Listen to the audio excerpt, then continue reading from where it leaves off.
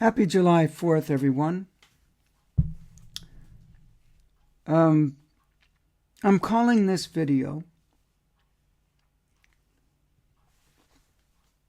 Independence plus Dependence equals Interdependence. And I feel that the United States was started on a very high, truthful knowledge and understanding of the human condition. And what liberty and freedom and unalienable rights and the pursuit of those unalienable rights was very profound and so real and so natural to the human. So, in that spirit,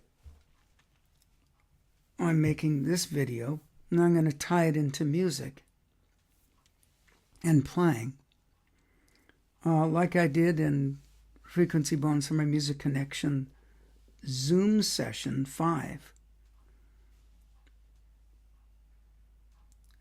Because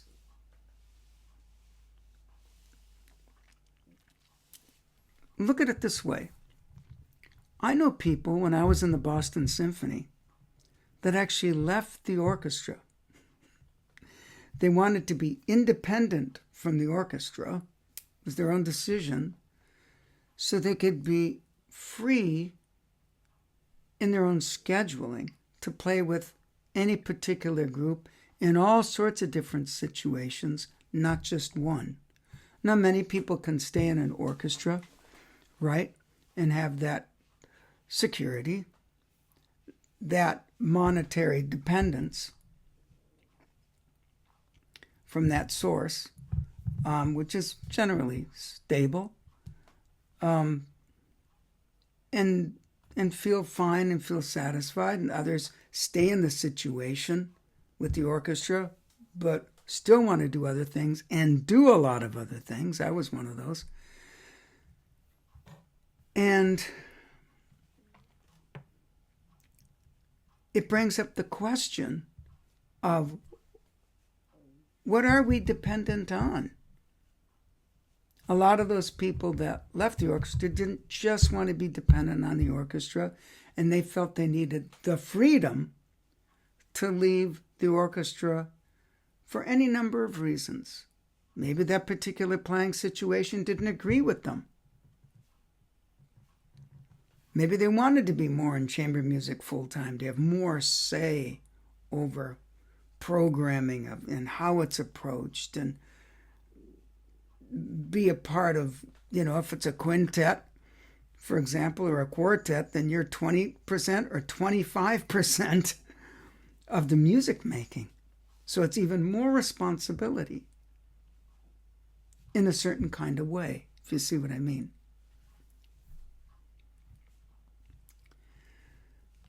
So that's kind of looking at it from that light and just touching it a little bit. But actually, if we're going to look at even our instruments and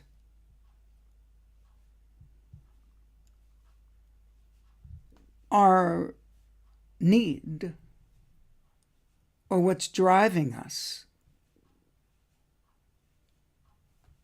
to produce art, do we feel free to do so?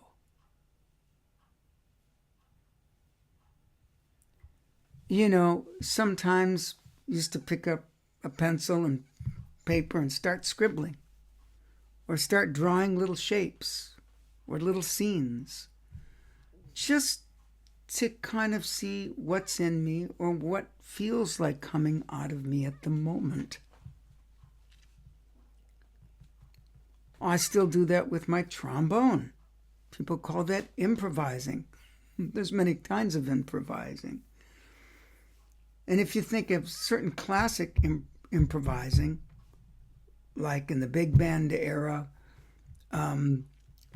someone will take the tune and elaborate around it, even in the Baroque era, where a lot of times the soloists, it was up to them to make up the cadenza when it was time for cadenza time. Ad lib, having the liberty to move through what the music was doing to them, perhaps. Sometimes they'd have a set one they'd write out and compose themselves, and other times it's like, hey, what is it doing to me now? Sometimes we call that improvising. So it's still within a structure, for the most part, in terms of the keys it's in and trying to make sense to have something that still relates to the music that was played before the cadenza. In that case, or earlier music. A lot of the great composers, for example, for violin and piano, they wrote out large cadenzas, what the time where the solos would be playing all alone would be. And the freedom was finding your interpretation of that. That's an interesting thing. And even think of our justice system.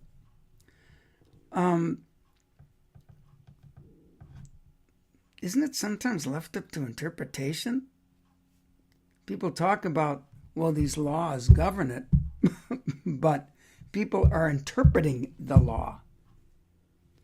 Are they interpreting the law in the key of truth? Or they're interpreting the law according to some other agenda?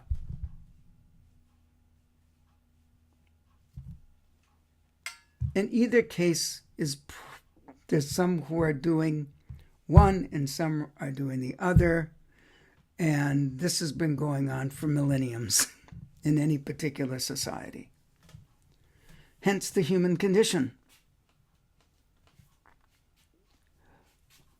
Are we free to have choice? So setting that stage up and connecting it with the rest of life, we see in our art, are we free to pick an instrument that we want to play? Now, I'm playing this now for a while. I haven't played the Shires for a while because the con was speaking to me more. And I felt the freedom, and I was in a circumstance where I can play anything I want without feeling it's not blending with the section. And when I was in the Boston Symphony, we basically did that anyway. Ron Barron, when it was Ron Barron, myself, and Gordon Hallberg, who was the bass trombonist before Doug Yo, Ron would say, look, on the real more blowing stuff, even when doing the Miraculous Mandarin or Mahler stuff, and Wagner, we'd play Bach's. Okay? And then if it was kind of a warmer, full, but sometimes more intimate, Brahms, Schubert, even Saint-Saëns Third, we'd play on cons. And it was I really came to appreciate Ron's, feeling in that matter with the different sounds. And we look forward to playing the cons after we were on a Bach for a long time. And, the past few weeks, I've been feeling other physical and kind of my inner acoustic wanting a different quality than I was getting on the con. So I found this heavy red brass bell that I had that I used for a while, about 12, 13 years ago. Yeah. And put it on my Shires and changed mouthpieces from a 3.5G back to a 4GS. And I'm really into it right now. It feels right. I was free to do that. So I went between this and another bell I have for the Shires and my Con and trying different mouthpieces and my Monette, and even found my Bach that I recorded the Ewald quintets on with the Empire Brass Quintet in 1977, which was a 42B with a dual bore slide that Gordon Hallberg sold me. And I picked up, I thought, that's pretty good. I mean, the horn is in not that great a shape for a few reasons. And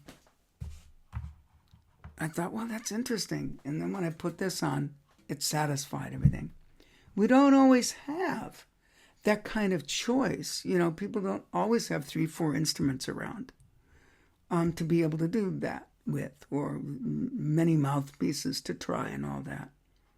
When I was younger, I never thought of it. I picked up my horn, I played it, and I would warm up till I could do what I needed to do. And sometimes it was right away, and sometimes it took a while. So, what are we dependent on? What do we feel we're independent from and independent to do? You see how freedom starts to get in here? But then what about structure? Because you know what? Biologically, the human being, we're totally dependent.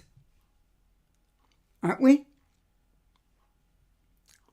And there's an interdependence between trees giving off carbon dioxide. So this thing about carbon dioxide we got to get rid of is a joke. I'm sorry.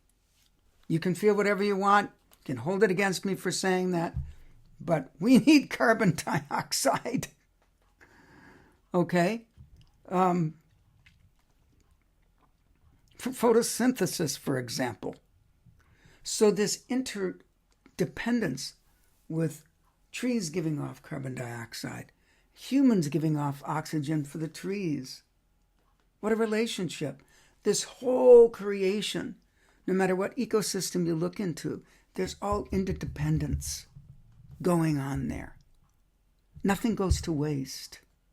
Something dies, something eats that as food. Or something dies like a tree, and animals and birds and insects use it as shelter. It's just an extraordinary system of interdependence. And within that, each life needs the space to be able to fulfill its function as a living life. And I think there was something even to tie back to the Constitution, which, you know, I think we've drifted far from. That's an understatement.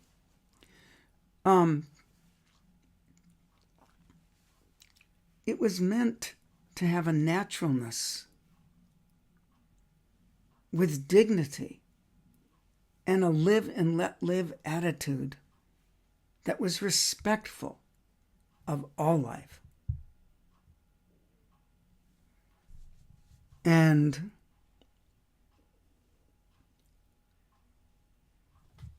to relate this now back to music, I see in my career of teaching for 56 years, it's going to be 50 years at the college level in 1975, that I can see there's been greater and greater dependence on other technologies for intonation, for a pitch, for videoing ourselves, right? Now, every once in a while I'd record myself when I was 15, 16 years old and got my first, cassette recorder. I'd record one line and listen to that line and then play another part of the duet, the other part of a duet over that. And then I'd listen to how I sounded. I had a Seth Thomas metronome, right? You couldn't do 1,000 different rhythms. I had to do the subdivision myself. So how much do we want to give away other kinds of development for technology?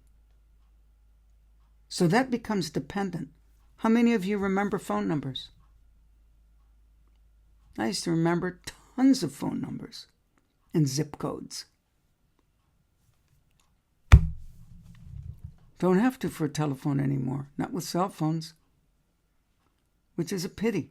So when often as I can, I'm starting to type it in, put it in, tap it in, dial it in, or, you're not really dialing anymore, but you know what I mean. And so there's always a price. And for real freedom, the kind that is a live and let live, do no harm, requires an incredible responsibility. And if one wants to really go to finding the art of themselves, and that journey will take you to seeing how that relates to nature and nature's laws, which, as you know, are not human-made. Maybe it'll take you to a point of realizing what is a human's rightful place in creation's orchestra. A mosquito has its place. Whether you like them or not has nothing to do with it. A worm, a cloud, a mountain, all these things have their place. The human sometimes is wandering around, doing a lot of damage. And other times doing just marvelous things that I think the human is totally capable of, to being a great steward of this marvelous place. By taking its life, taking this planet's life into consideration. So being free to actually to be at full with what one is, in essence, and to clear away the stuff, having the responsibility to clear away the things in ourselves that block us from being in a more of our rightful position as a living life on this planet, as an appreciator, as an enjoyer, to be in awe and in service to the marvelous thing of life in which we are a part of. Instead of just being out of tune with it all the time. That's a giant subject, but you can bring it back to your art. Are we dependent? What kind of thoughts are we dependent on? Do we get dependent on certain thought patterns that aren't good? That's not a conscious dependency. It's just gone into our automatic systems through repetition, and we keep hamster wheeling our way through with the same ways of going on. A human was meant to have the freedom to go beyond that, but keep the habitual life the way it should be. Thank God I don't have to think about pumping my heart. I have to think about keeping things healthy. Okay? And it's the same thing. Do we have the same responsibility of what we think about?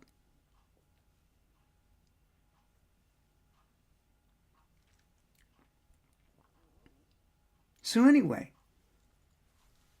independence plus dependence equals interdependence. You feel independent, living, unique human, who unique art can come out of you too. It doesn't always have to sound new, really, but it can be connected to sources of life in nature and in the higher human qualities, for example, that can actually radiate in the incredible stage of Earth and radiate beyond that. The greatest recordings, as my wife has said, Dr. V has said, in the frequency band, are not the ones on the CD, but it's the ones that radiate within the Earth's history and are there. They are there in an aspect of the electromagnetic, unseen aspect of life, which goes way beyond electromagnetics. But it's there in that astral light. That's the real recording. And so it's all a matter of tuning.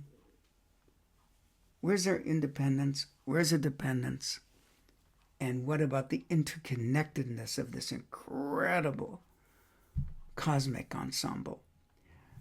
So, on this day, the Declaration of Independence, we embrace interdependence in the key of truth, reason, justice. And may we ever endeavor to move in that direction, whatever that is for each person, for the love that it should be so.